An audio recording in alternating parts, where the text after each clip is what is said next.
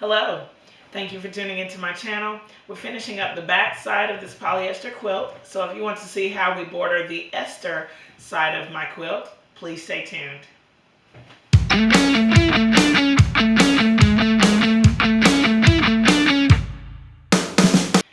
This is the Esther part of the polyester quilt. If you've been following my channel, I've been working on this quilt over the last few weeks. I'll put a picture up of the first side, which is the poly side. Again, these panels were made by my grandmother, and I'm just going to border them out and make a completed quilt. I'm going to let the other side be the top, so technically we're working on the back right now. One cool thing about this is this particular panel is that it's not polyester on around the whole quilt. So like there's a little bit of denim, there's a little bit of this, I'm not really sure what this is. It's more like a broadcloth. There's polyester at the bottom, but that it's not near as much as it was on the other side of the quilt, as far as on the edges where the border is going to be joined. So I'm hoping that the stitching will be a little bit easier.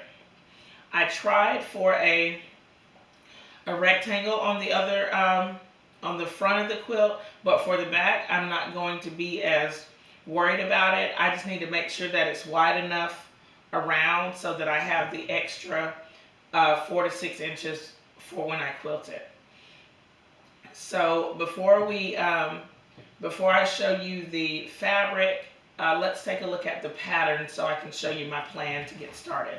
As we look at the pattern here, I'm going to take a slightly different approach from what I did with the poly side. Here is the panel that my grandma made. It's outlined here in black.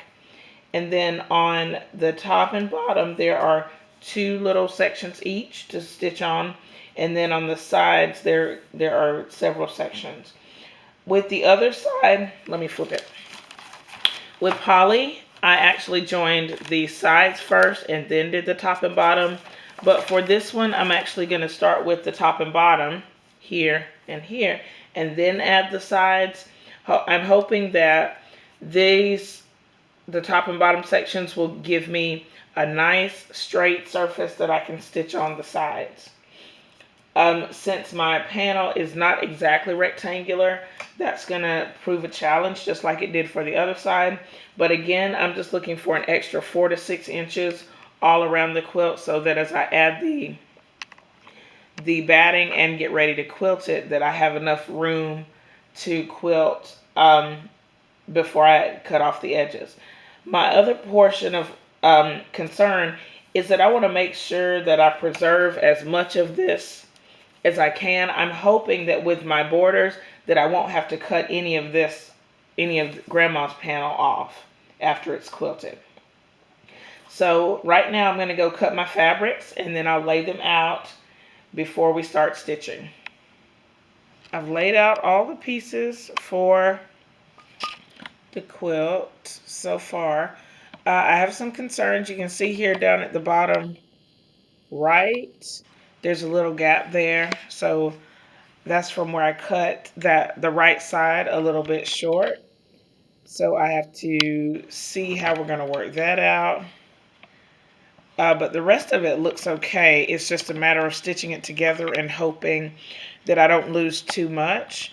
I'm going to start by sewing the bottom 2, which are right here, this green and dark blue, and then the top 2, which is the green and like the bluish greenish or the aqua, and sewing those parts on, and then we'll do the sides.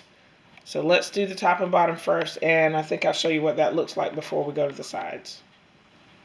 I have the middle section all the way sewn, and I learned from last time, don't panic because everything is a little wonky, because that's what it does because of the nature of this panel. So I've already cut it.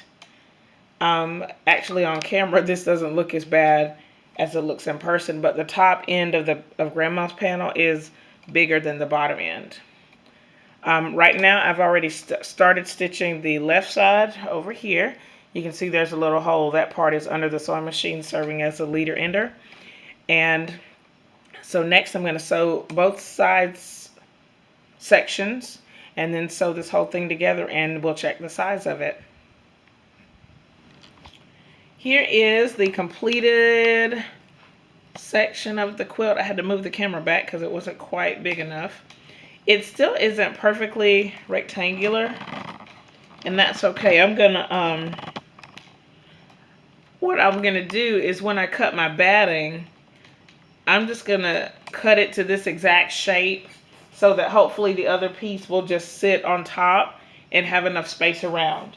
But before I do that, I'm gonna check. I'm just gonna lay out the poly side on the Esther side so that I can see. I just want to make sure that I have a decent amount of space around each side of the quilt. So I'm looking for 4 to 6 inches so that when I quilt it, I have enough space. Cameron's going to help me spread it out so that I can, because I want to keep it as flat as possible, even though I know that this thing really won't lay flat. The light brown goes at the top. This part right here. Look, this goes at the top. So, hopefully it's big enough. And we're just laying it out. So we want to center it. Alright, let me see. Uh-oh. Okay. And as we lay it out, it's really close on all 4 sides. I'm not sure. Cameron, can you pull that side over to the left a little bit?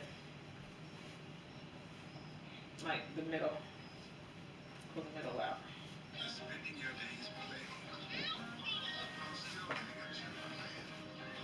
So, let's see. It's pretty close. We might have 4 inches. I'm not sure about the bottom right down here. I think what I'm going to do is I'm going to add some more fabric on one side, and then hopefully that'll give us the real amount that we need to go all the way around. Just for my comfort, I think I may add a little bit more to the right side, and then I'll come back and show you what that looks like. I readjusted the poly side of the quilt. I actually took 2 inches off of each side, and now I feel like I have enough room to quilt it after I get it, after I get all the layers pinned together. So right before we end the video, I just want to show the Esther side one more time. I really like the way that it turned out. To me, it is a little bit flatter than the poly side, and I think when it's time to cut the batting and get everything together, I think it's going to quilt up nicely. I'd like to thank everybody who's been following along on this journey for creating this polyester quilt. It's been a lot of fun, and overall it wasn't a difficult process because of the large pieces that had to come together. And I really am excited to see what this looks like when I quilt it. Right now I have no idea what I want to do for quilting designs or how I want to approach quilting this. If you have any suggestions for that, leave them in the comments. I would love to read them and see what ideas you have about how I could possibly quilt this thing. I do want to take a second and show you, when I showed the choosing fabrics video, there were a whole bunch of fabrics that I had chosen. Out of everything, there was only one that ended up not being in the quilt, and that's this one. When I did the light blues, there was really no reason for me not choosing it other than I just don't think I'm ready to cut it up yet. I was looking at the selvage. I did pull the selvage off, and it says it's from Wyndham Fabrics with the Quilters Hall of Fame, and it says the Marie Webster collection by Georgia Bonesteel. And so I was really interested, and I looked up Georgia Bonesteel, and she lives in North Carolina. She's still quilting, and so I wanted to hold on to this fabric a little bit longer. I actually used for this as my light blue because it had already been washed, and It was just my own personal preference. So even if you make a choice to choose a whole bunch of fabrics, of course you don't have to end up using all of them. I was glad that I had a variety to choose from. If you have any questions about this process, leave them in the comments below. Please thumbs up this video, share it with your friends, and thank you so much for watching. I'll see you next time. Bye!